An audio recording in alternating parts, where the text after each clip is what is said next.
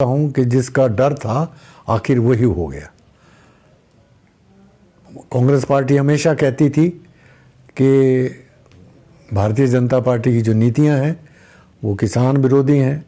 नौजवान विरोधी हैं, मजदूर विरोधी है और वो देश हित में नहीं है। और मैं समझता हूं कि 12 वर्ष के कार्यकाल में ये सही साबित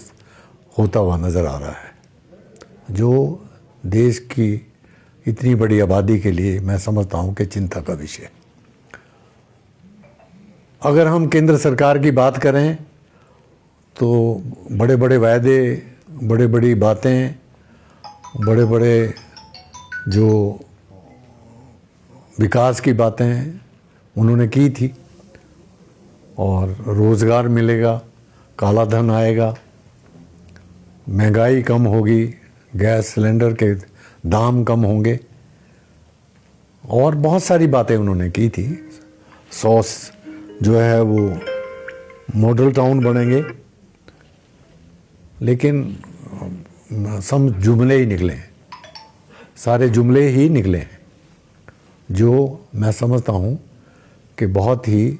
लोकतंत्र के लिए ये भी एक बहुत खतरा है। और जिस तरीके से संविधान को समाप्त करने का प्रयास किया जा रहा है, लोकतंत्र की हत्या करने का प्रयास किया जा रहा है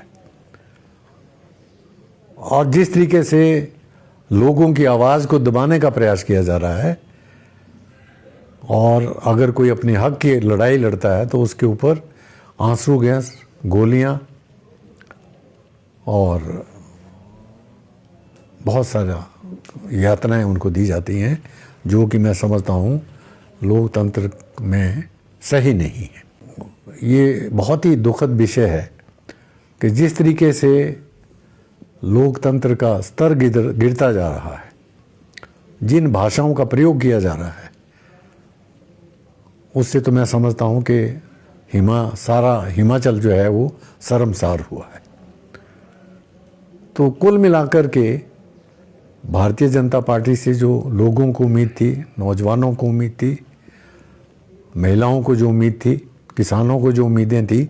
उस पे वो खरा नहीं उतर पाई। दूसरी तरफ अगर हम हिमाचल की बात करें तो हिमाचल से भी बहुत भेदभाव हो रहा है। 3 वर्षों के कार्यकाल में जहां आरडीजी को बंद किया गया, जहां कोई भी सहायता, बड़ी बड़ी प्राकृतिक आपदाएं यहां आई, लेकिन कोई भी मदद जो है केंद्र सरकार की तरफ से नहीं दी गई। ये भी एक बहुत बड़ा चिंता का विषय है, बहुत ही दुखद विषय है। होना तो ये चाहिए था कि जिस तरीके का, और तो इसके बाद तो और छोड़ी इस बात को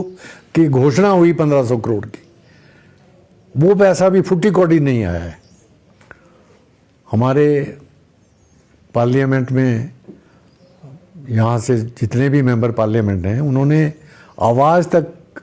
मुंह भी नहीं खोला कि ये आप इस बात को रखें कि हमारे प्रदेश की मदद की जाए। आरडीजी बंद हुई है, इसके बारे में कोई बात की जाती,